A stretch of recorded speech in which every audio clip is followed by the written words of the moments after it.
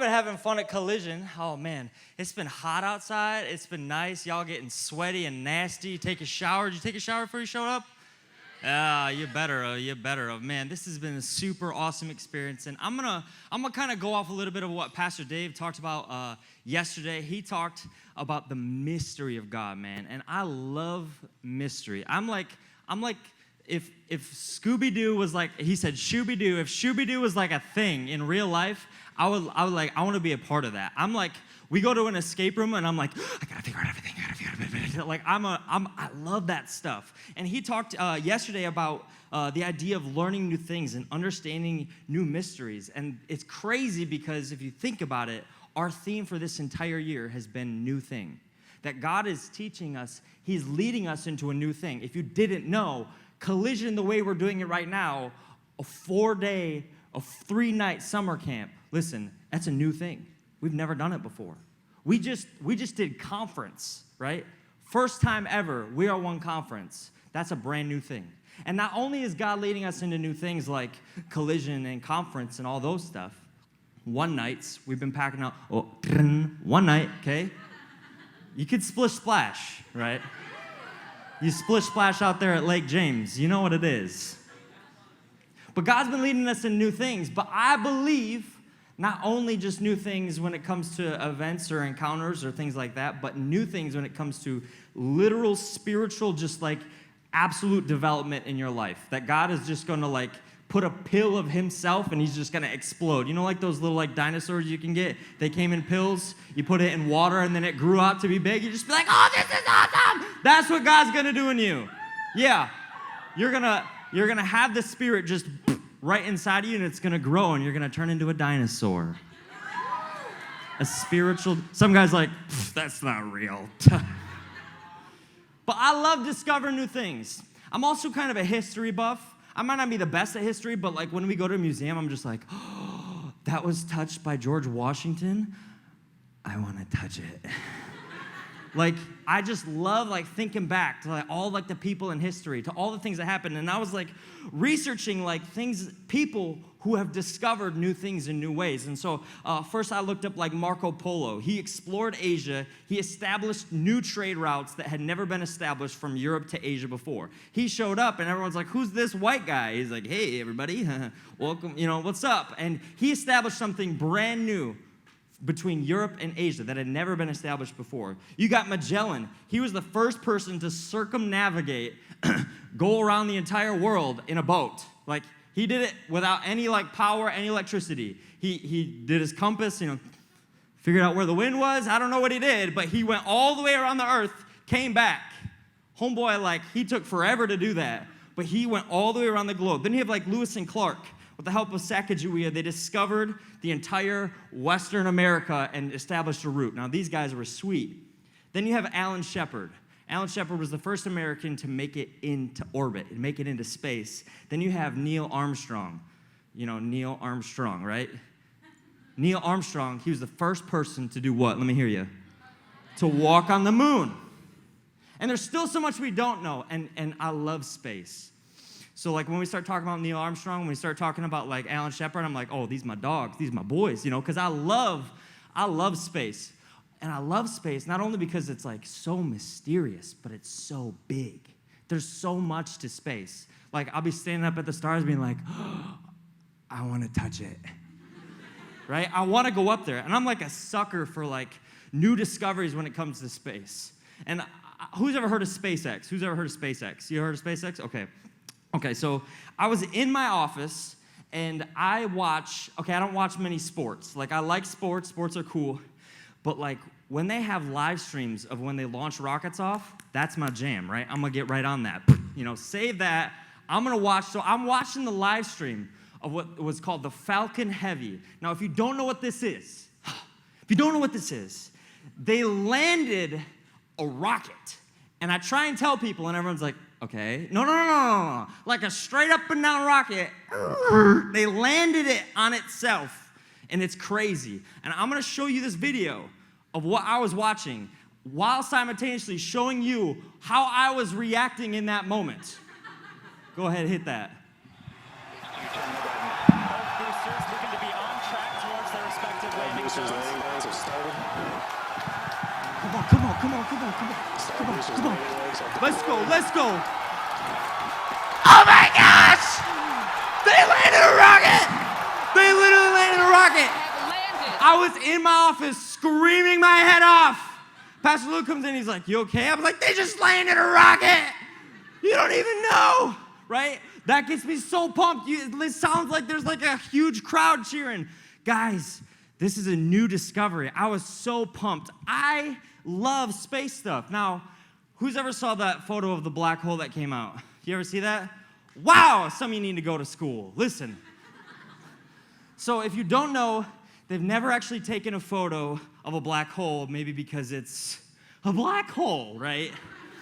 It's kind of hard to take photos of. And they're also like heckin' far away, right? They're really far away. It's real hard to take pictures with them. Like, I can barely take a picture of the moon. It looks like a little dot. But they finally figured out how to take a photo of a black hole. And I remember coming off of a Wednesday gathering, and look at that. Whew. I saw that. I literally started crying. I was like, this is amazing. How far away is this? 45 billion light years away. They took a picture of it. Look how awesome this is. And Pastor Luke, again, I don't know why he's always in this scenario. He comes in, he's like, you okay, man? I was like, they took a picture of a black hole. He's like, oh, cool, man. I'll be praying for you. I love it, man. I love the mystery. Why do we love the mystery of those things so much? It's because in the mystery, Pastor Dave talked about the mystery. Within the mystery, there's more. There's more than what we have here. Now, I want to be thankful for what I have here. I want to be so thankful for what God gives me here. But humans, in their core, they're constantly searching for things beyond themselves. They're constantly searching for the more. What's the next thing to do? It's like the second you get done eating, you're like, that was good. Where are we eating next, right? We're always looking for the more. We're satisfied maybe in the moment for a second. But I believe God designed us this way for a reason. And sometimes we can take it way too far away out of context. But I believe that, man, God gives us this desire for the more because there's so much more of Him to discover constantly. He is infinite, not just in the space that He inhabits, but also in the heart He has for you. God is infinite, and He wants us to discover more. He wants us to keep moving, to go farther, to take it to the next level. What is the next place I'm supposed to be? And this reminds me of a guy in the Bible. His name is Moses. Now, Moses has like a story, man. He's got like one of the craziest stories I've ever read. And reading this story as I was preparing for this, it was insane seeing all the ways that God enabled him to take what he had and He turned it into more. To take what the situation he had been in and He had turned it into more. God had established with him not only that longing, but also the ability to do that. Now, Moses, he was born in Egypt, if you don't know who Moses is. He was born in Egypt, but he wasn't an Egyptian. He was an Israelite. He was Hebrew. And at the time, Hebrews were slaves in Egypt. So if you were born Hebrew, you were automatically a slave. Through some circumstances, Moses somehow got out of Egypt and was out in the desert. Now God, hearing all of the problems that are happening in Egypt, knowing that His people, the Israelites, are stuck in Egypt as slaves, is looking for someone to send to redeem them and to take them out of Egypt. It says in Exodus 3:1, Moses was tending the flock of Jethro, his father-in-law. What a father-in-law, man. What a name. Jethro, the father-in-law of the priest of Midian. He led the flock to the far side of the wilderness and came to Horeb, the mountain of God. Now, if you're writing something down, write that down. Horeb, the mountain of God. We're going to come back to that. He came into the mountain of God. There an angel of the Lord appeared to him in flames of fire from within a bush. Moses saw that the bush was on fire, but it did not burn up. So Moses thought, I will go over and see this strange sight, why the bush does not burn up. Then the Lord saw that he had gone over to look. God called him from within the bush and said, Moses, Moses. Moses said, here I am. Don't come any closer, God said. Take off your sandals, for the place you are standing is holy ground. Then he said, I am the God of your father, Abraham, Isaac, and the God of Jacob. At this, Moses hid his face because he was afraid to look at God. Now, Moses did something very peculiar. He went into the wilderness, and he was at the base of Horeb, what they would call the mountain of God. Now, this mountain was actually a series of mountains. Back in this language, sometimes they wouldn't give just a singular mountain a name, but they would give almost a mountain range a name. And we'll see this play part further as we read on. But this mountain range had many mountains in it. One of those mountains inside of this mountain range was called Mount Sinai. Now, Mount Sinai is a very important mountain. And we see Moses ascend up into the mountain. Why? Why did he move up? Why did he go? Because he looked and he saw something that was mysterious. What is that? Right? What is this thing that is burning up? That the bush doesn't burn up, but it's on fire. What is this? And there was a mystery that he saw. And he had a choice. He had a choice to see what the mystery was and act on it. He saw in a moment an opportunity to find out something more. He saw that in a moment. Now, to understand more of God, you have to be willing to do some things in order to find the mysteries of God. Now, as Pastor Dave, we were talking and we were going through all of this, we were understanding that there's so much to God that it's so sometimes difficult to understand. It's so sometimes overwhelming to understand all of the things of God. All of the things maybe, oh man, I don't know this Bible verse, or oh man, I've never seen this. But God doesn't ask you to be the smartest person. He has to be the most willing person. He doesn't ask you to be the most a brilliant person. He just asks you to be the person that says, when I see a mystery of God, I want more. That's all he wants.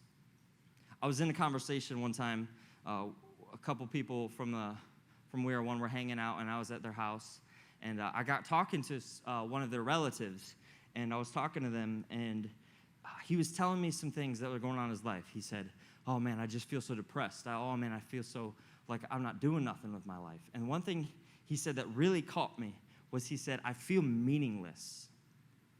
I feel like meaningless. And so I had a series of conversations with him and said, okay, you feel meaningless. Why? Maybe you need to develop what real meaning is. Maybe you need to do this. And I'm throwing out all of these options. And it felt like in the entire time when I was talking to him, it was like hitting him and he was tossing it to the side. And he understood that, and he said, man, I understand there's something with God. There's something about God. But he wasn't willing to see within the mystery. He just saw the mystery from afar. He just saw the mystery super far away, and he said, yeah, there's something with God, but I don't really desire the more. There's something with God going on in my life. I just feel meaningless. And I'm going, I have meaning for you. I have what it takes to have true meaning in your life. But it also takes a willingness. It also takes someone who's willing to go, I'm afraid right now. I'm afraid. I mean, Moses standing at the base of this mountain of God, right? They believe Moses actually wrote a lot of Genesis, a lot of Exodus. He was standing at the base, so he knew what this mountain was. He was standing at the base. He sees this bush burning. Not only is it pretty trippy to be on the mountain of God, but then you see something happening that's so mysterious. That's going to scare you a little bit. And then all of a sudden it starts talking to you. You're going to be like, what is going on? You're going to be scared. But there's something about this. There's something different. Some of you came because you said, there's something about this collision thing. I don't know what it is. And you came because there was a mystery. Now, the mountaintop, listen, as he was on the mountaintop is a uniquely different place. And it's special because it's a place where heaven and earth collide. It's a place where God not only descends, but where we ascend. It's not just a place where God dwells, but now it's become a place where I can dwell as well. Now, we saw Pastor Dave talking about, where do I go? What am I supposed to do? What am I supposed to be? There are 3 steps that God has for you to develop what it means to understand the more in your life, the more in His will for your life. Not just your life, for your family's life, for your parents, for your friends. There is more. There's more to what you have. There's more to who you are. You don't even know who you are. You have to take a personality test to find out who you think maybe you are sometimes. That's how ambiguous it is. But let me tell you, God knows every inch, every section of you, every part of your mind, every thought you've thought, everything you've been hiding from Him for years, everything that you've been trying to avoid. He knows every second of every day. He knows you, and He wants it still. That's what's amazing about God. Now, the first step, we already kind of said it. Moses had to ascend into the mystery. He had to ascend into the mystery of God because he saw something that was beyond him. It was beyond his own reach. There's none of us here who can make a bush go on fire and stay lit on fire forever, right? You can't talk through it. It is beyond us. It's farther than what we can do. So there's a mystery to it. There was a mystery. Now, Moses, in that moment that he met with God, what happened? God had called him to lead the Israelites. And through a series of events, he actually led the Israelites out of slavery. And he is now the commander-in-chief of all of the Israelites. He's the head honcho. He's the man in charge. And he is the liaison for God. When God wants to speak to the Israelites, he uses Moses because Moses was first willing to ascend into the mystery. Now, Moses saw God on the mountain of Horeb, but we find him in this next piece of scripture on a different mountain, but it actually is the same mountain called Mount Sinai. 2 different names, same mountain. We see him at the base again of this mountain, waiting for God. Israelites had just left Egypt. They don't know where they're going. They don't know what they're supposed to do. They're just following what God tells them to do. And this is what happens. On the morning of the 3rd day, there was thunder and lightning. A cloud covered the mountain, and a very loud horn sounded. All the people among the tents shook with fear. Then Moses brought the people among the tents to meet God. They stood at the base of the mountain, Mount Sinai, the mountain of God. And it was all smoke because the Lord had came down upon it with fire. Its smoke went up like the smoke of a stove, and the whole mountain shook. Ooh. The sound of the horn became louder and louder. Moses spoke that God answered him with thunder. God answered him with thunder, and the Lord came down upon Sinai, the top of the mountain. The Lord called Moses to the top of the mountain, and he went up. Now, Moses went up. But what I find interesting is God descended, but did he descend to the very bottom of the mountain? No. He descended where? At the top of the mountain. Now, I believe that God in moments meets you where you are. Jesus did it.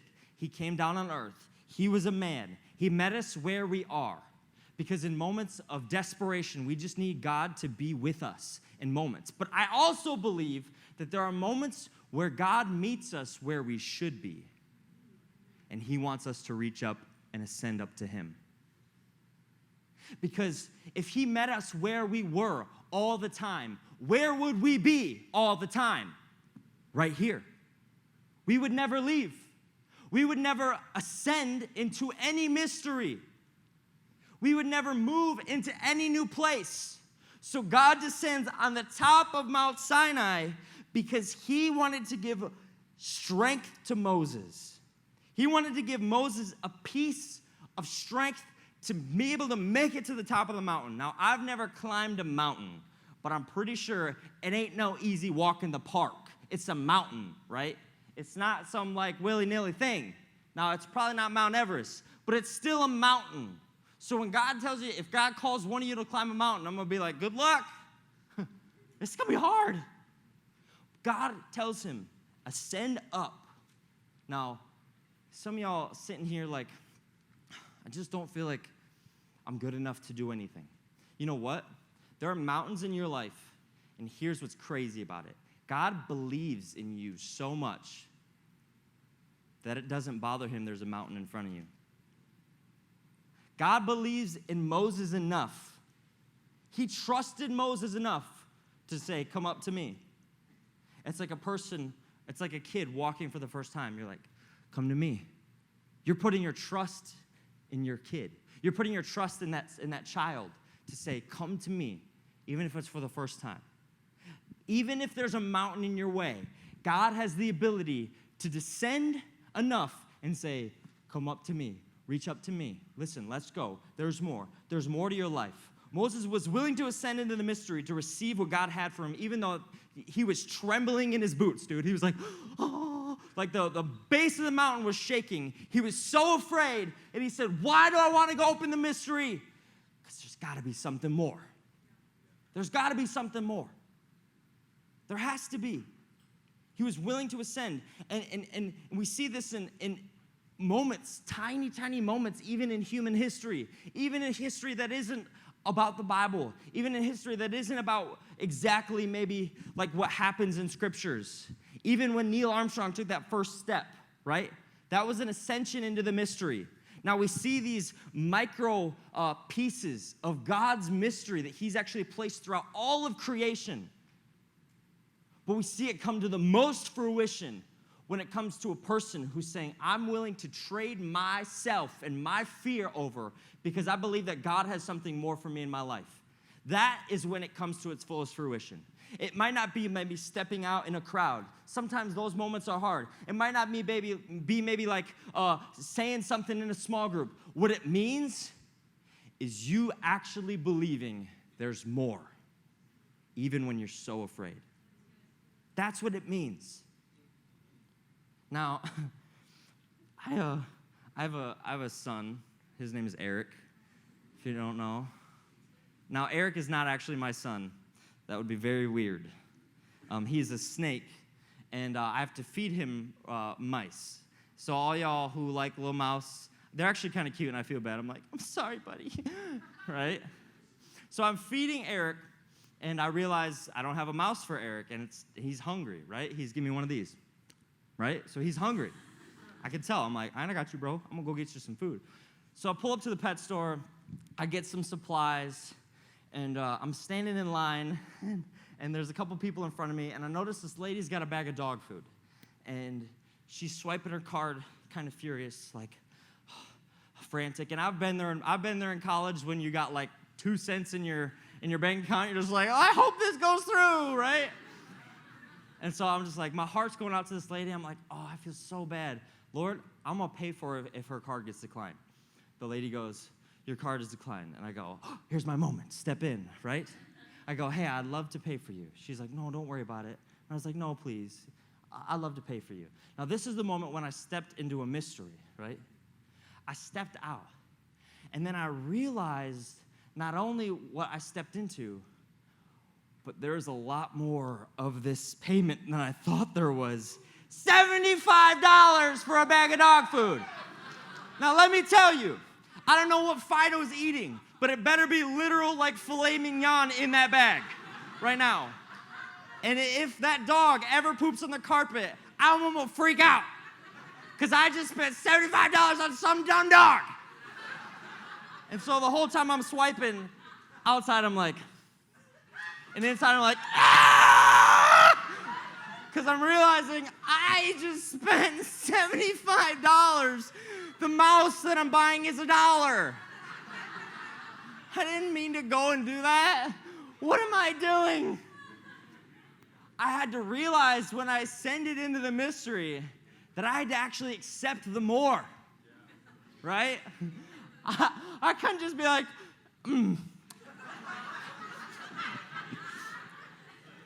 My card might get declined too.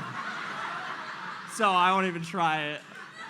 Because that's what's going through my head. I'm like, how do I get out of this? How do I get out of this? Nope, I'm not getting out of this. I'm done. Thank you, God. Appreciate it. And I had this moment where I was like, you know what? I had to accept the more, right? Because there's something amazing about that mystery. And then when you finally get there, and you realize, oh, this is what he was talking about. This is what God was talking about. This is not as cool as I thought it was going to be. It's just like moments when you're like, oh, when I get to middle school, or oh, when I get to high school is going to be this way. Oh, like God, or when I get to college, oh, when I get out of college, I get a job. And then you get there, you're just like, oh, so I'm just like myself, just living normal, right? There's this mystery that shrouds everything in our future, but then when we get there, we realize I have to actually do something about this. When we get there, I have to learn what my mission was. Now, that's what Moses did. He gets up on the mountain, and he realizes this is difficult. This is not going to be easy. This is no walk in the park. I don't always receive the more maybe I desire when I see the mystery. But when I'm up there and I'm face to face with God, maybe you in this moment, maybe God has collided with you, and you don't want to act because it hurts. I will tell you something. There was a moment at a youth retreat. That's what we used to call collision back in the day. Youth retreat when I was your age that God told me to do that I did not want to do. I didn't do it. And I left here, and I walked off the mountain not doing what God told me to do. And it hurt me. It was not good. Because in the moment, when I ascended into the mystery, when I had a collision with God, it was so powerful, and he says, cool, I love you. Now go do this. You're just like, I don't know if I want to do this. I don't know if I want to swipe. I don't know if I want to accept the more.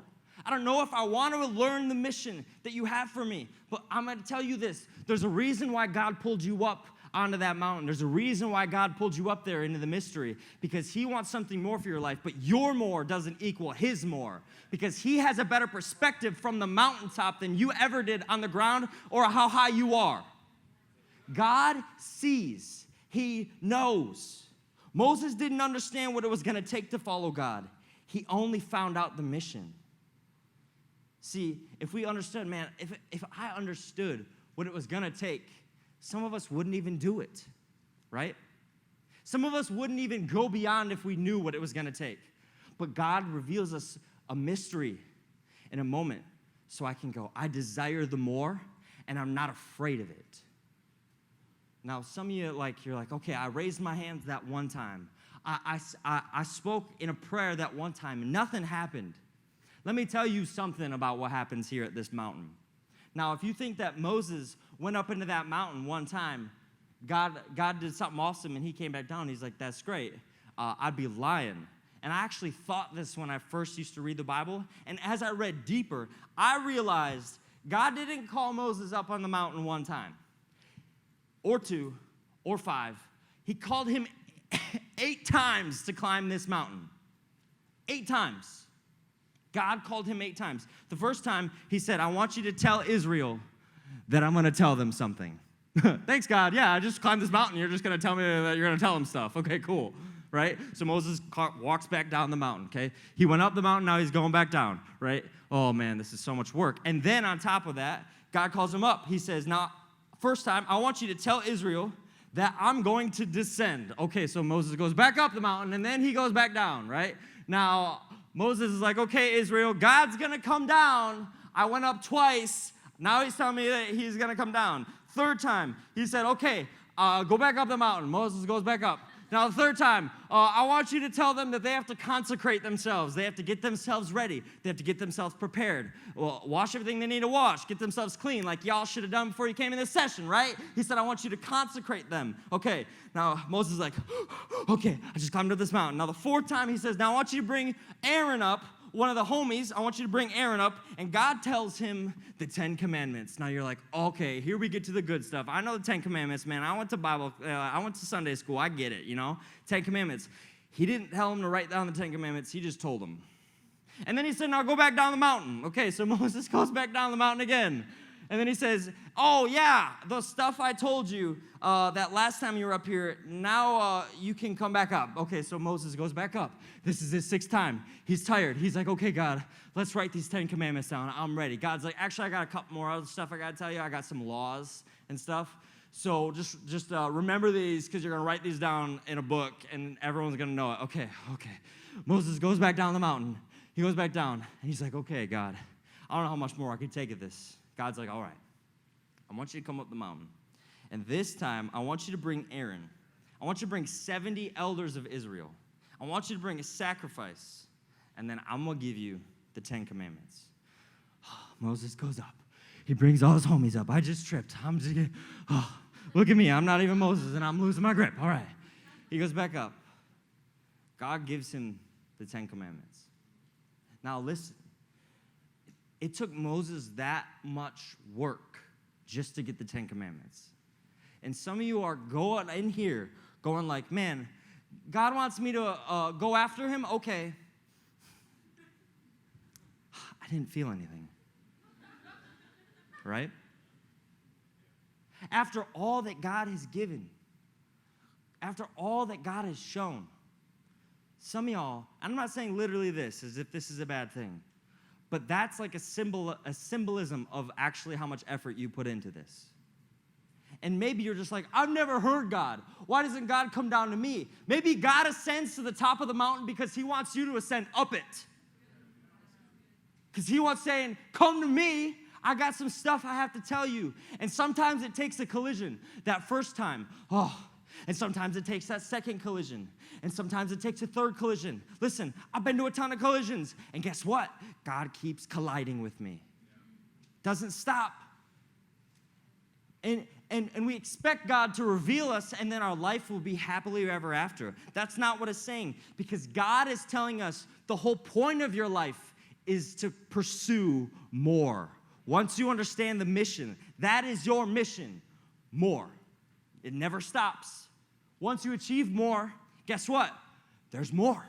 Once you achieve that more, guess what? God has more. It's like when you clean your room. You're like, oh, that's sweet. You go back 5 days later. You keep cleaning it. God keeps desiring more for you because he still has more. He still has more he wants you to ascend into. He still has more mysteries for you. He still has more things he wants to show you. You're like, oh, I don't know how to pray. Keep ascending. Keep trying. Keep praying. You're like, oh, I don't know how to be more caring, or I don't know how to evangelize better. Have you ever tried to evangelize? Once. Yeah, it was scary, right? Okay, keep ascending that mountain. Don't stop. Don't stop ascending that. Don't stop understanding the mystery. Don't stop understanding that God has more.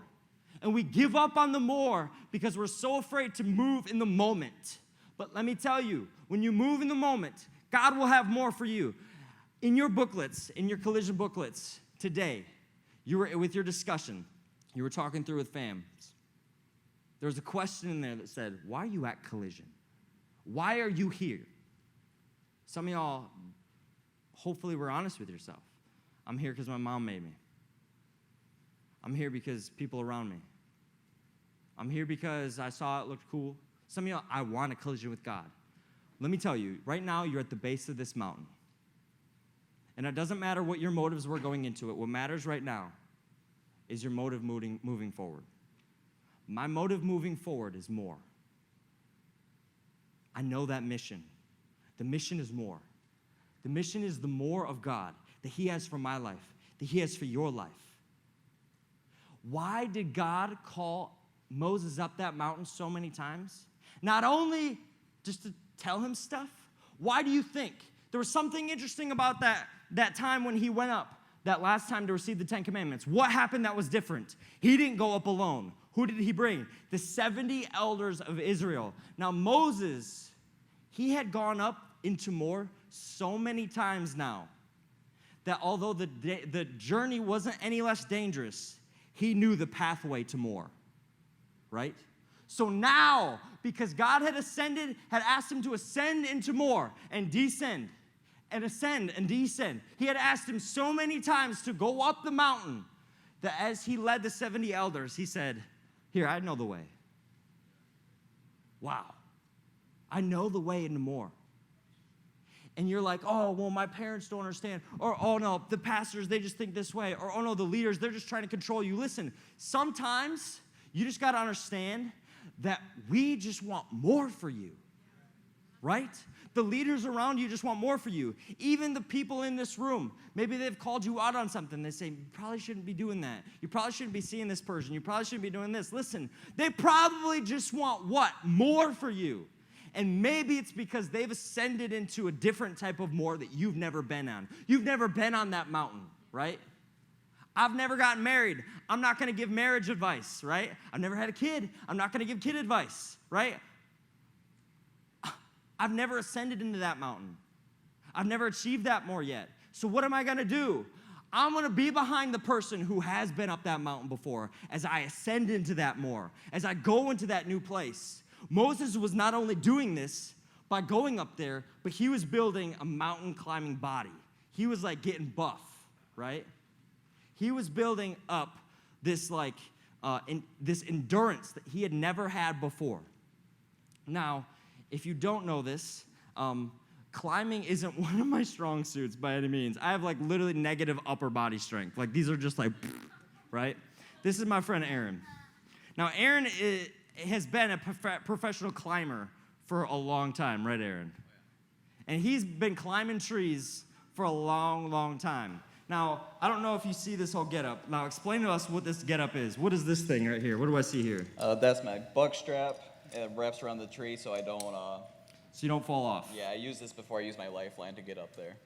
Now, what is a lifeline? What is a lifeline? My lifeline is where I go up as high as I can in the tree, and at the strongest point that I can, I'll tie myself off, and this protects my...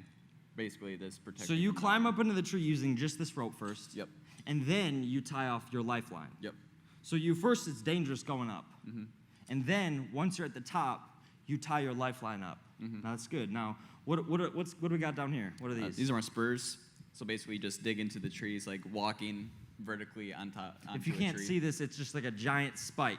Now, I put these on at one point, and they're literally like walking like this. Like you feel like you're walking like this because you got these huge spikes. Now, what has been like one of the most like hard parts about learning how to climb? I'd say balancing, using this with the spurs, just. And then on top of that, not only because he's climbing trees, he's also cutting them down while you're in them, correct? Now, what are you carrying below you as you're climbing up the tree? Oh, normally I'll have a chainsaw hooked onto this strap right here. So not only is homeboy climbing like a 1,000,000-foot tree, right? He's carrying a chainsaw with him, right? And then like you're up there working a chainsaw way up in the tree, right? Mm-hmm. Now, has anything like bad happened? Like, has anything? Oh yeah. Oh, come on, right? Yeah. Well, it's like, what's been one of the worst things that's happened? It was like one of the earlier times I was climbing. Was climbing up a pine tree, and I was going to top it out. And so basically, to top it out, you cut it about 30 foot lower from the top, and so you notch it, and which is like a triangle cut, and the triangle cut is where you want to... You're trying to tip the tree. You're trying to you're take trying the top to make of the tree the off. top of the tree out, Yeah. and the wedge directs it. Mm-hmm. But I had too much back weight, and when I cut it, the branch gave out, and the whole thing went right over me. Right over top of you. And how high were you at the time? About 65 feet. 65 feet in the air. Tree starts falling all over his face, right? Now, we have a moment here where a tree almost falls on you right here as well. There you go. Perfect. Now, I don't know if you saw that, but it's dangerous climbing, right? It's not easy. It's not a walk in the park. He's got all this getup, and he has to ascend into the mystery, right? He has to ascend up into the moor with just what he would call a buck strap. Now, that's something you just tie around the tree. And as he makes his way up, he's ascending into something dangerous. But when he gets to the top, he does something different. He doesn't just rely on his buck strap. He takes what he calls his lifeline, and he attaches it to the top of the tree. Now, when you get to the top of the mountain of God, That's the moment when you should be attaching your lifeline to the presence. So no matter where you are, at the top of a mountain or at the bottom of a valley, you are always attached to the lifeline. You are always attached to the things of God, no matter where you are. See, here's what's crazy. When we expect more for our lives, we assume more is only up the mountain. But let me tell you this, Moses didn't spend his life on the mountain. God finally told him to descend. But because he had attached the lifeline at the top, he had felt the presence. He understood that he came down the mountain with something attached to him as well. The presence of God. The more. He didn't just leave a mountaintop experience with nothing, right? Where you guys are right now, you're at a mountaintop experience. This is an experience that is like beyond you maybe. You've never had this before. Maybe you've had this 100 times, but you're experiencing a new level, a different type of presence of God. You're ascending into a mountain. And I've seen so many people leave mountains with nothing in their hands. With nothing to show for it. They said, I thought God told me to go up there, and I went up there, and some cool stuff happened, and I came down, and I didn't have anything. I left empty. If Aaron climbs these trees and he starts hacking things away when he's up in that mountain, when he's climbing high, when he's ascended into the moor, and he hasn't attached his lifeline yet, you have a long way to fall.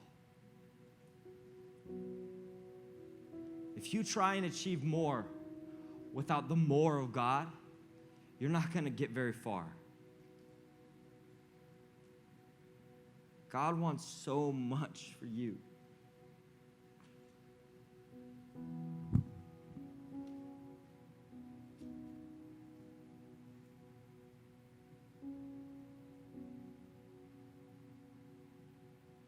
I was in pre-prayer and walking around, and Sid basically said it, man. I love you guys. We don't do this just to do this. This is a lot of work. This is so much work. And the only reason we do it is because we love you guys. Because we believe in more for you. Because we've been up the mountain and we've seen the mysteries of God revealed and the more for our lives revealed. At this altar, at Collision, I received the baptism of the Holy Spirit. I received a more of God I've never had. I received so many confirmations at the altar at Collision. And I'm not here putting this on because I just like it. It's not fun. It's like swiping that card and realizing this is the payment I have to give to receive the more. But the more you want, the more is required, right? The more that for other people that I desire, the more is required for me. And I want to be attached to that lifeline up above. So when I come down, listen, so when I come down this mountain, here's what's going to happen. Here's what's going to happen. I'm going to come down with the amazing presence of God. Moses descended. It says, here we go, Exodus 34:29. When Moses came from Mount Sinai, he was not aware, but his face was radiant because he had spoken with the Lord. His face was radiant. We have to cherish what God does in this moment and not leave it up on the mountain, but bring it down with us. You're going to leave this place in a couple days, and you're going to leave, and you're going to come down off the mountain, and you're going to come down, you're going to be like, guys, look what happened. Look how amazing this was. And your face, I want it to be glowing with the presence of God. I want people to go, what is happening? Because here's what's happening. Oh, come on. Here's what's happening in that moment. You now become the new mystery for people to ascend into new moors. That's what's happening. The same thing. Come on.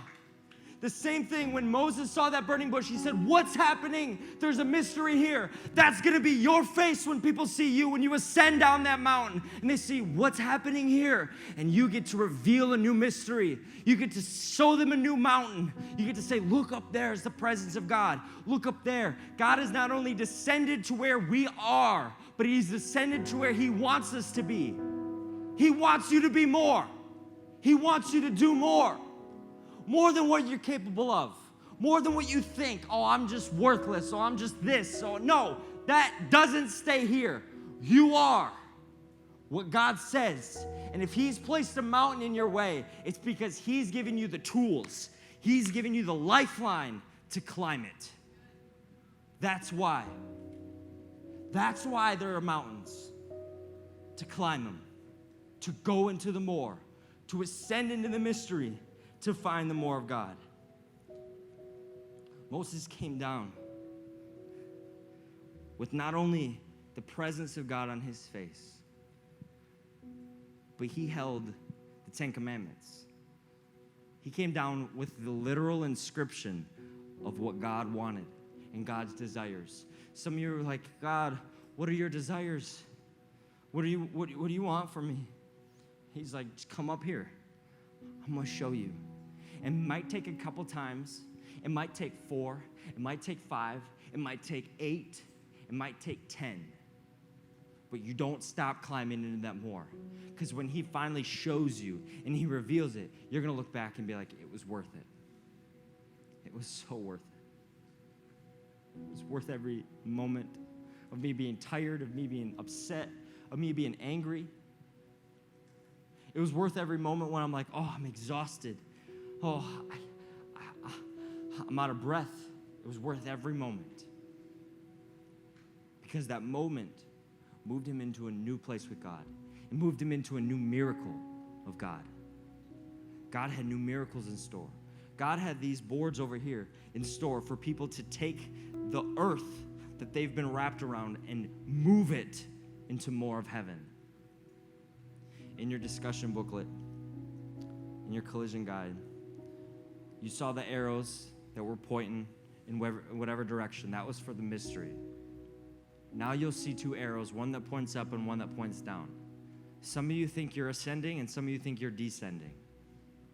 But it doesn't matter which way you're going, up or down. Maybe you feel like you're going down and you're in a weird funk. Maybe you think, oh man, I'm on this high of the Lord. Maybe you feel numb and you feel like, oh, I've been moving down. Maybe you feel like, oh, I'm so pumped out. I'm so excited. Listen, doesn't matter which way you're going, as long as you're connected to that lifeline, as long as you have that peace of God, that presence of God on your face, no matter which way you're going. Maybe you feel weird. Maybe you're tired. Maybe you're excited. Doesn't matter anymore because now you're connected. That's the Holy Spirit.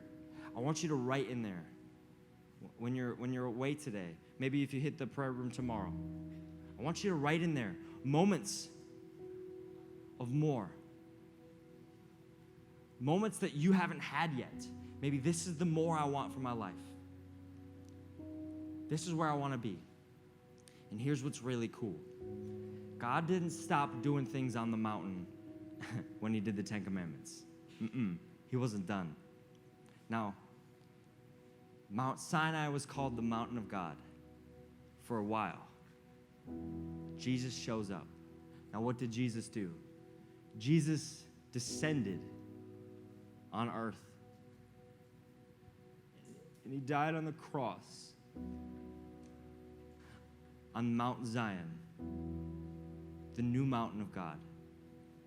What is Mount Zion? Literally, Mount Zion, it means the hill of Jerusalem. But God uses it in such a bigger way. Because of Jesus willing to bring down his presence and bring now the Holy Spirit with him, he descended onto earth and died on a mountain that he wants you to climb. Jesus died on the mountaintop. He descended into the pits of hell, grabbed the keys that are chaining you up in any moment of fear, in any moment of anxiety, in any moment of depression, in any moment of anger, in any moment of divorce in your family, in any moment of fornication in your life, in any moment of desires that are trying to get a hold of you, he grabbed those keys as he descended. What did he do? He ascended up into heaven, and he said, I got you. I got you. I have you. And I have more. Because I want not only me to be on Mount Zion, but I want you to come with me. I want you to be with me in those moments. This isn't a mountain of fear. This isn't a mountain where we look at it and we tremble. This is now a mountain of joy that God himself has now standing in front of us, holding his hand out. Just as Moses did with the 70, he said, I've been up this mountain plenty of times, right? I know what it takes to get to heaven. Let's climb it together. Hey, thanks for checking us out. You can see any latest sermons here, or you can go to weareoneyouth.com, scroll to the very bottom, and there's a connect bar. And on that connect bar, I want you to just let us know how this sermon has impacted you. If you've made a personal decision for Jesus Christ, we want to know about it. We'd love to know your testimony. We'd love to know who you are and to really connect and be a part of the family with you.